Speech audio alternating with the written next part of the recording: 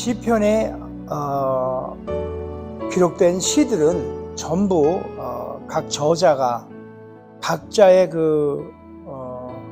처한 삶 속에서, 삶의 그 현장에서 여호와 하나님과의 그 관계를 통하여 체험한 그들의 다양한 신앙의 체험과 경험과 하나님과의 교감을 노래한 그런 시들을 이렇게 기록한 건데, 그런 점에서 봤을 때 저자나 시기나 제작, 저작 동기, 배경 여러 가지 다양함에도 불구하고 이 모든 것들이 다 어떤 한 부분에 있어서는 통일성을 이루고 있다고 말할 수 있을 것 같습니다. 바로 그것은 하나님을 찬양하고 있다는 것입니다. 시편, 즉 시, 노래 이런 양식으로 되어 있어요. 시편은 시와 노래라는 그 말은 너무나 아주 당연한 말이기도 하지만 시편을 이해하는데 조금 더 아주 중요한, 시편을 이해하는 중요한 단서가 되기도 합니다. 왜냐하면 시나 노래는 언어의 인간들이, 사람들이 표현하는 그 언어의 모든 것들을 함축할 수 있기 때문에 그런 구조와 그런 어떤 능력이 있어요. 시와 노래에는 그 함축의 의미를 갖고 있기 때문에 좀 더 구체적으로 그것을 만든, 또 제작이라고 해야 되나요? 아니면 저작이라고 해야 되나요? 작가라고 해야 되나요? 이 작가들의 생각과 감정을 읽어낼 수 있기 때문에 시와 노래 이런 표현은 그 시편을 이해하는 데 아주 중요한 단서로 작용합니다. 무엇보다도 시편은 하나님의 모든 말씀을 통하여 하나님의 말씀을 전해들은 하나님의 사람들이, 그죠? 그 말씀대로 이 땅을 살아가면서 그런 말씀대로 그냥 그 말씀을 근거로 하여서 하나님과의 교제, 그렇게 하면서 자연스럽게 우러나오는 그들의 온갖 심정, 감정, 이 모든 것들을 토로해낸 그런 시, 노래라는 점에서 아주 중요한 단서가 되고 있는 거죠. 하나님을 향한 그 터질 듯한 그 기쁨과 아주 강한 그 신뢰감, 이런 것들을 노래해요. 때로는 원망과 불안과 또 호소와 간구, 그야말로 생생하고도 진솔하게 거침없이 쏟아내어 놓는 그 시, 노래들, 이런 것들이 표현된 것들이죠. 우리가 잘 알고 있는 종교개혁자 요한 칼빈의 말에 의하면 영혼의 거울이다, 시편을 영혼의 거울이다 이렇게 표현을 해요. 딱 맞는 것 같아요. 하나님을 향한 우리의 마음, 모든 마음을 함축해 있는 거예요. 우리의 영혼의 마음들을 표현해내기 때문에 영혼의 거울이다 이렇게 표현합니다. 아주 맞는 말 같아요. 그렇죠? 우리 시편을 조금 더 생각해 보면, 시편은 모세 오경의 구조처럼 총 5 부분으로 나눠져서 이렇게 되어 있는데 150편 정도가 기록이 되어 있어요. 그 중에 73편이 우리가 잘 알고 있는 다윗이 썼습니다. 가장 많이 썼죠. 하나님과 함께했던 다윗의 시와 노래 가장 많이 기록되어 있어요. 특별히 오늘 우리가 읽은 시편 5편은 다윗의 시입니다. 그래서 그 시의 표제가, 이렇게 시편을 보면 표제가 쓰여 있거든요. 제일 앞부분에 다윗의 시, 인도자를 따라 관악에 맞춘 노래, 이렇게 표현이 되어 있어요. 언제 기회가 되면 이 표제에 대한 이야기도 한번 나누고 싶은데요. 간단히 얘기하면 이 시의 제목이고 이 시를 어디에 쓴다, 이런 표현이 되어 있는 거죠. 특별히 오늘 제가 이렇게 시편 5편을 여러분과 함께 나누고 싶은 이유는요, 이 시편을 통해서 다윗의 그 마음을 한번 같이 생각하고 나눠봤으면 하는 마음에 시편 5편을 생각해 봤습니다. 다윗이 가졌던 그 하나님을 향한 그 마음 함께 나누고 싶어요. 우리도 오늘 그 마음을 한번 나누면서, 그 마음을 한번 되새기면서, 그 마음을 한번 느껴보며 주님의 그 은혜 가운데 머물 수 있는 귀한 시간이 되었으면 합니다. 우선 이 시편 5편, 그 시편 5편이 쓰여질 그 당시의 어떤 환경이나 배경이라는 얘기를 좀 드려야 될 것 같은데요. 신학자들은 3편, 4편, 5편이 같은 시기에 쓰여졌다고 생각을 하고 그렇게 얘기를 해요.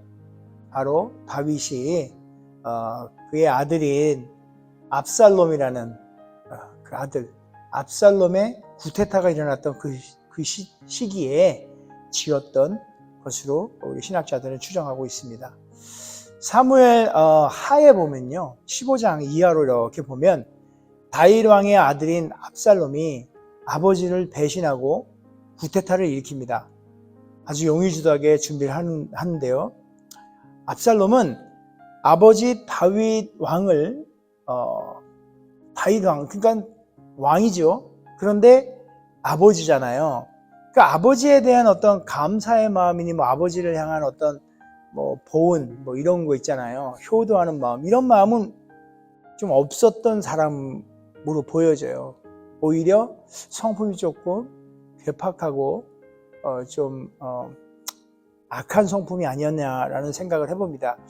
그래서 요즘으로 비교해 보면 뭐 재벌집 막내 아들, 망나니 같은 그 재벌집 아들, 이런 성품으로 좀 생각하면은 좀 대략 맞을 것 같기도 해요. 아무튼 다윗 왕이 그러니까 자기 스스로를 이제 아버지가 자기 후사로 이렇게 삼아주지 않으니까 압살롬이 이렇게 반역을 준비하는 거죠. 폐륜적인 일들을. 그래서 악한 그 사탄의 생각으로 가득 차서 흔히 우리가 얘기하는 압살롬의 난을 일으킵니다. 잠깐 우리 압살롬의 난에 대해서 한번 그 이야기 속으로 한번 들어가 보면요. 당시 이스라엘을 통폐합한 우리 다윗 왕께서는 헤브론과 예루살렘에서 자녀들을 많이 출생을 하는데요. 19명의 자녀들을 우리가 알고 있어요. 제가 일일이 다 이렇게 말을 못하지만 그 여러 명의 아들들이 그 아들들 사이에 적지 않은 어떤 권력 다툼이 그들 가운데 일어나요. 요즘도 재벌가 같은 데 보면은 자기가 승계를 받느냐 못 받느냐 이러면서 서로 험담도 하고 이렇게 계략도 꾸미고 이런, 요즘 저는 그런 세계를 모르지만 저희는 재벌이 아니었기 때문에 그렇지만 드라마를 통해서 좀 가끔씩 본 것 같아요. 예, 그런 거 보면 굉장히 그 악랄한 어떤 사람의 본성을 보이고 이러잖아요. 아무튼 저는 잘 이해는 못하지만 워낙 이렇게 신문지상이나 이런 걸 통해서 보니까 아마 대략 다윗의 그 왕조 때 자녀들 19명의 자녀들이 아마 그렇게 좀 다투지 않았나 하는 생각을 해봅니다. 아무튼 그렇게 그러던 중에 다윗의 이제 첫째 아들이 있어요. 첫째 아들이자 이스라엘 여자 아히노암의 아들 암논이 다윗의 셋째 아들이자 그리고 그술 왕 달메의 딸 마아가의 아들 압살롬의 누이인, 그러니까 압살롬은 누이 다말이에요. 간략하게 얘기하면 압살롬이 셋째 아들이고요. 그러니까 이제 배다른 형제들이죠, 어찌 보면. 그래서 그 암논이 다말을 이렇게 욕보입니다. 그러니까 이제 압살롬의 입장에서는 자기 누이인 아주 예쁜 이 다말을 욕보여서 압살롬은 그 암논을 너무너무 싫어해요. 미워하게 되죠. 그래서 압살롬이 어느 날 형제들을 다 모아서 연회를 베풀어요. 연회를 다 초대하는 거죠. 그래서 그 시기가 그래요. 그 이후에 그런 이렇게 누이를 욕보인 이후에 압살롬이 그 계획입니다. 이게 시작이에요. 그가 행하는 그 계획이 시작이에요. 자기 형제들을 다 한 곳에 모아요. 연회라는 명목하에. 그러면서 암논이 술이 취해요.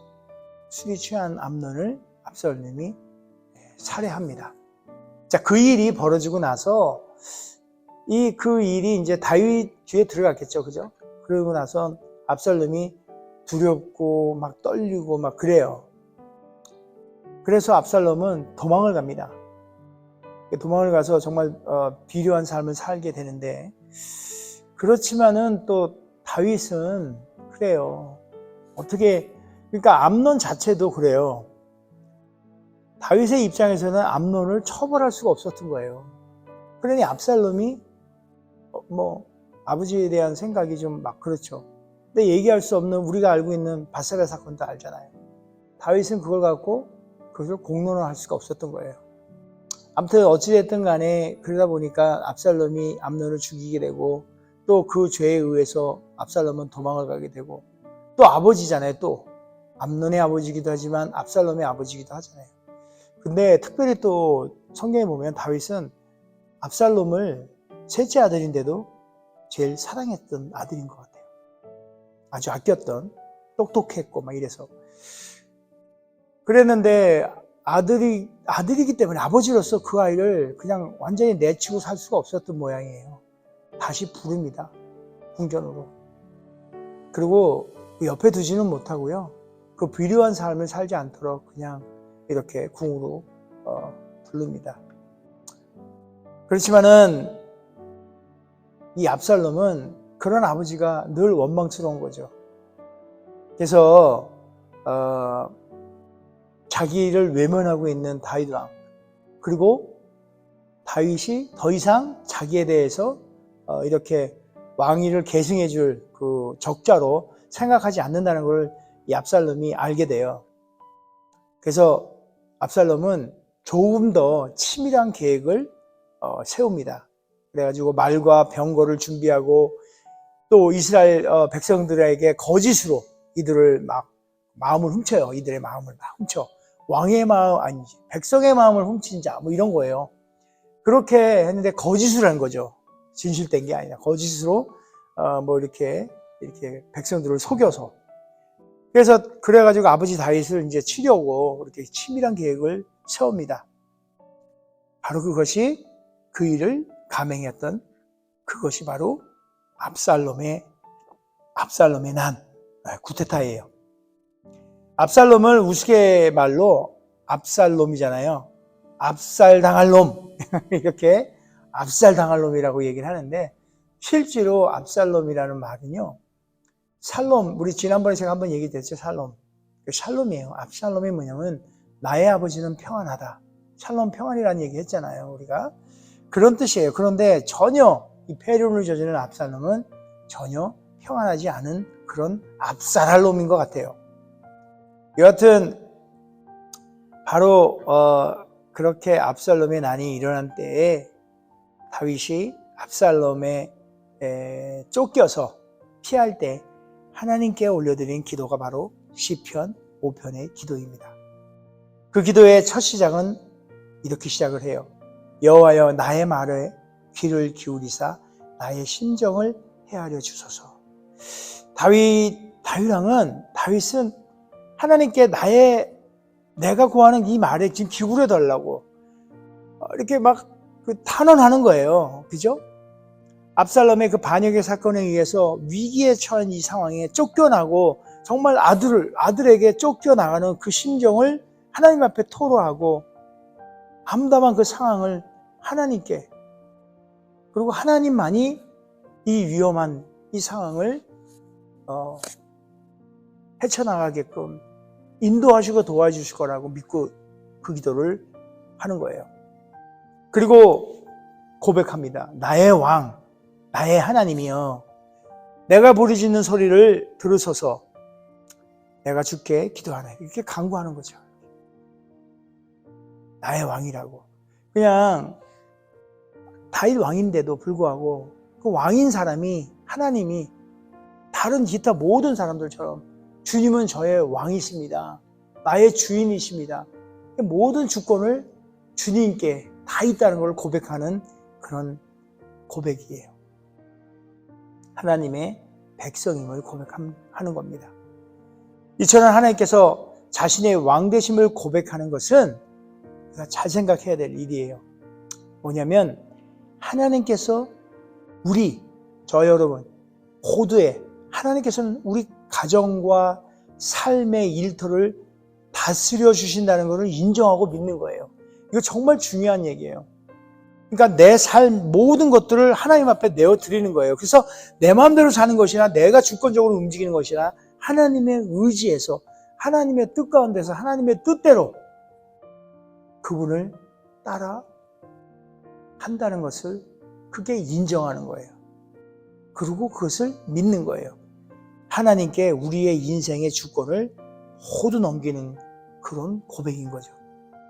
저와 여러분도 그런 고백이 우리 삶에 날마다 한순간도 빠지지 않고 그런 고백이 있었으면 좋겠어요. 다윗은 하나님 앞에서 부르짖으며 기도합니다. 부르짖는 그 기도는 자신의 한계가 있다는 걸 이제 인정하고 하나님께 그냥 고백하는 거잖아요. 인정하는 거잖아요. 여러분 어떠세요? 지금 현실이 좀 참혹하기도 하고 암울하기도 하고 어렵기도 하고 지금 좀 전에 설명드렸던 그 압살롬의 난에 우리가 그런 정도의 다윗이 처해있던 그런 환경인가요? 그보다 더하지 않아요? 솔직히 모두가 그래요. 내 아픔이, 내 고난이, 나의 위험이, 나의 어려움이 세상 어느 것보다 큰 거잖아요. 절대 그 절박한 상황에서 하나님 앞에 다윗은 자기의 어떤 뜻을 얘기하는 것이 아니라 하나님이 왕입니다. 이 어려운 상황마저도 주님이 주권이시고 주님이 하시는 거예요. 그렇게 하나님께 고백해요. 그리고 그 죄된 일들을 그 이후에 보니까 낱낱이 고백합니다. 죄들을. 그러니까 우리가 어떤 이에 어떤 불의한 일들을 보면은요, 우리가 흔히들 그래요. 주변에다 막 이렇게 막 얘기하잖아요. 그러니까 뭐 어찌 보면은 표현하기 나름이겠지만 가십도 하고요, 험담도 하고요, 누군가에게 막 이렇게 얘기를 하고요, 그렇잖아요. 왜 할까요? 하고 나면 조금 시원한가 봐요, 그죠? 근데 그거 했는데 그 듣는 사람이 동의하지 않아요. 그러면 괴로움은 2배로 됩니다. 들어주던 그 사람마저도 미워지게 되죠. 그게 인간인 것 같아요. 그래서 다윗 왕처럼 그랬으면 좋겠어요.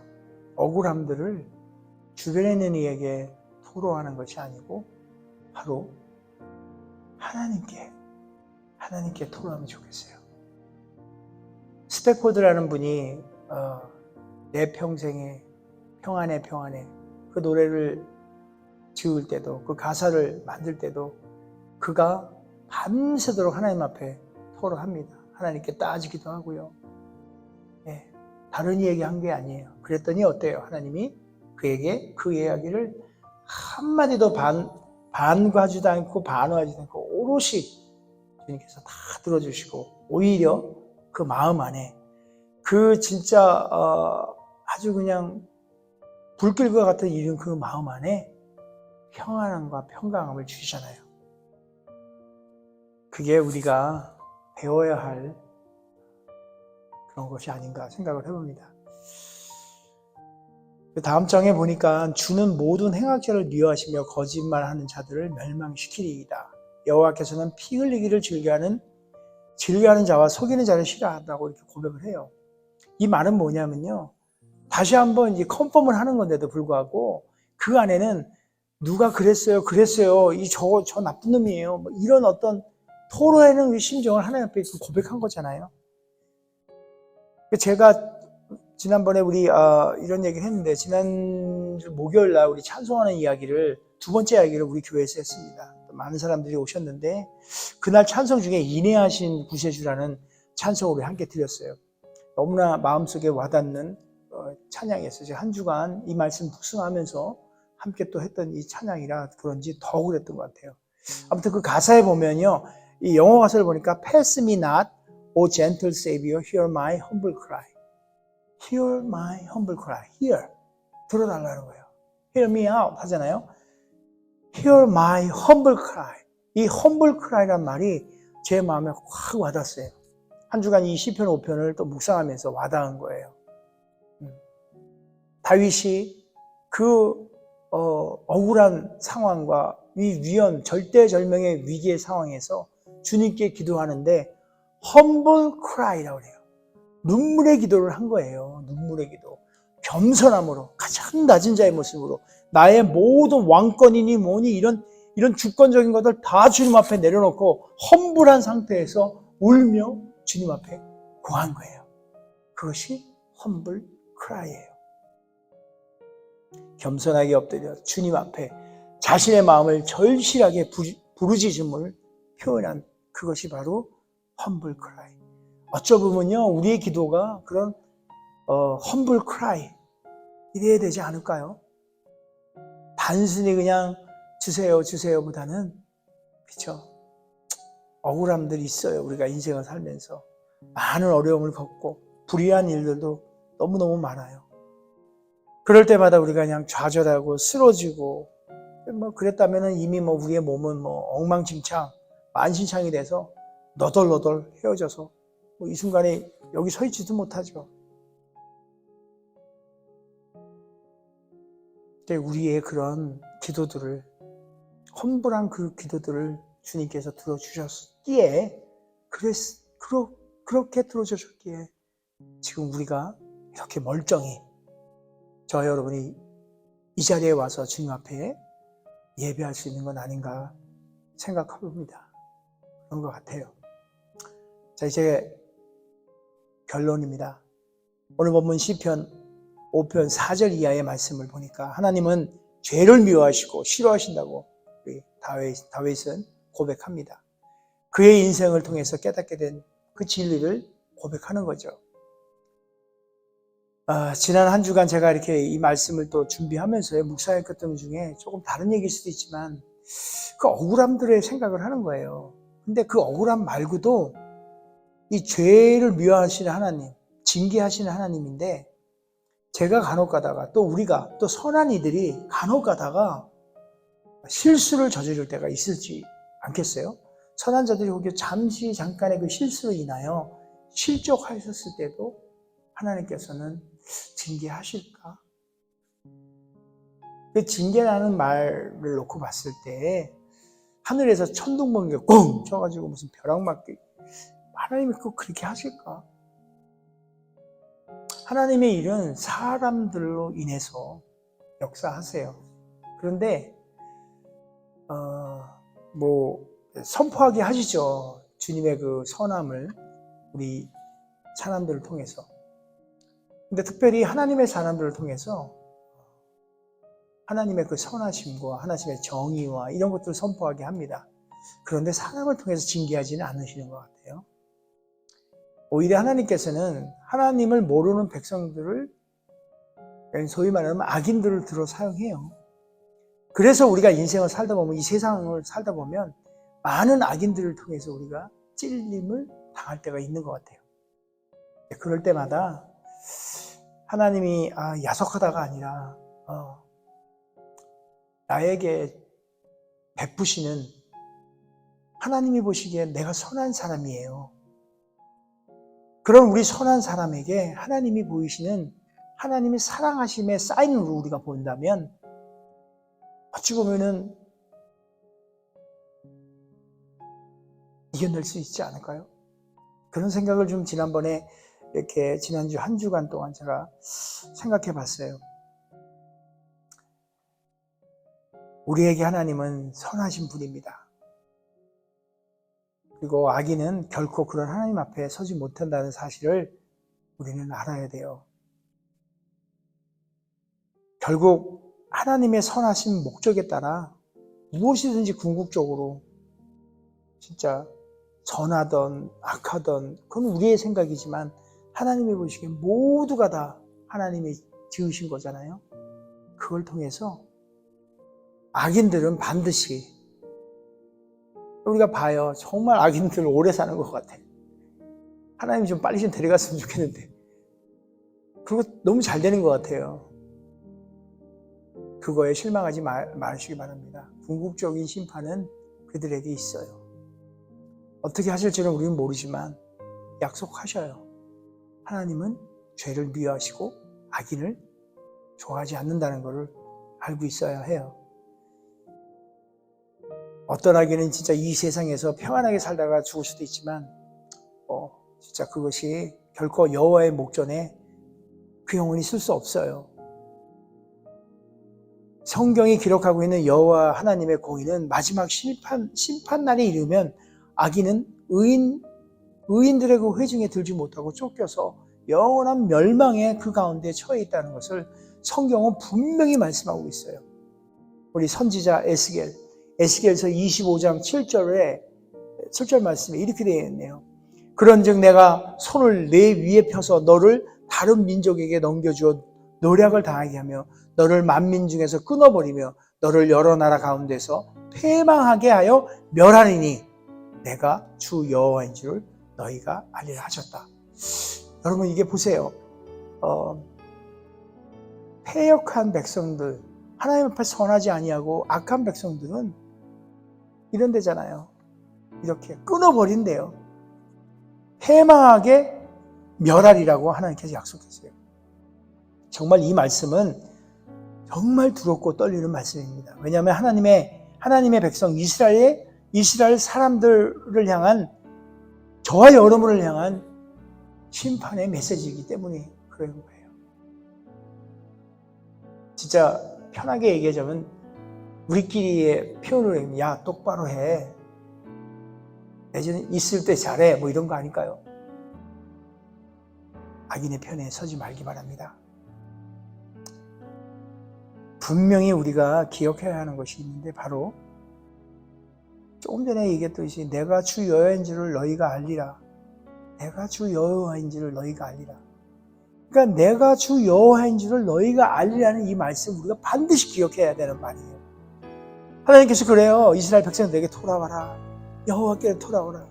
많은 선지자를 통해서 그 하나님의 외침과 선포를 외면하고 떠난 결과가 어땠어요?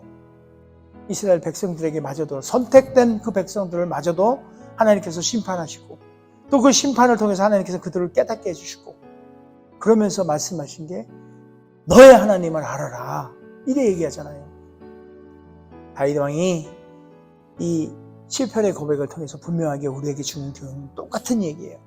고통과 고난과 감당하기 힘든 어려운 상황이나 부끄러운 죄의 결과 속에서도 마지막까지 놓지 말아야 할 것이 있다. 바로 그것은 여호와 하나님이다. 이 교훈입니다. 그래서 humble cry, 바로 겸손히 엎드려 하나님 앞에 여호와 하나님 앞에 울부짖는 하나님을 찾는 울부짖는 그 기도 humble cry. 다윗이 끝까지 잊지 않고 놓치지 않았던 것 바로 humble cry.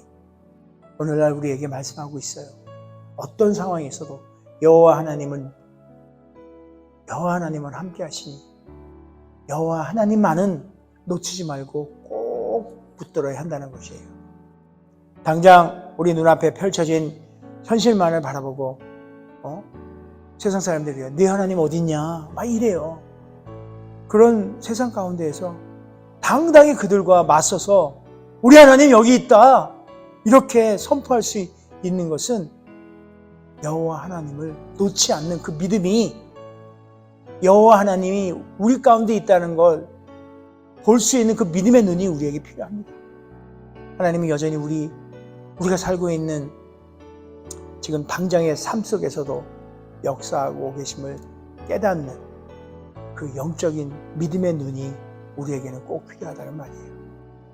날마다 삶 속에서 드리는 우리의 기도 가운데서 다윗이 자기의 삶 속에서 만나고 대화하고 강구하고 동행했던 그 하나님을 우리도 그런 하나님을 만날 수 있게 만나달라고 그 하나님께 꼭 기도가 필요합니다. 마지막으로 다윗 왕의 고백을 함께 하면서 오늘 말씀을 마치도록 하겠습니다. 7절의 말씀입니다. 같이 한번 7절의 말씀을 고백하며 오늘 말씀을 마치도록 하겠습니다. 오직 나는 주의 풍성한 사랑을 힘입어 주의 집에 들어가 주를 경외함으로 성전을 향하여 예배하리이다. 아멘.